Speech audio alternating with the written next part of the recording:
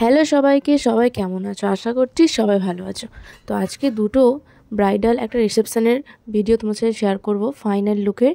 যেহেতু টাইমের অভাব ছিল আর দুটো পরপরই ব্রাইড ছিল, তো আমার পুরো ভিডিও তো নেওয়া হয়নি। তো দুটো ফাইনাল লুক তোমার সাথে শেয়ার করছি। আর এখানে দেখো ব্রাইডের রুমটা এত সুন্দরভাবে সাজানো ছিল। তো এখান থেকে ফুল তুলে তুলে ব্রাইডের মাথায় লাগিয়ে দিচ্ছিলাম, যেহেতু ওর ফুল আনা হয়নি দোকান থেকে কিনে, তো এখান থেকেই লাগিয়ে দিচ্ছিলাম আমি। খুবই সুন্দরভাবে সাজানো হয়েছিল রুমটা, আমার তো ভীষণ পছন্দ হয়েছিল।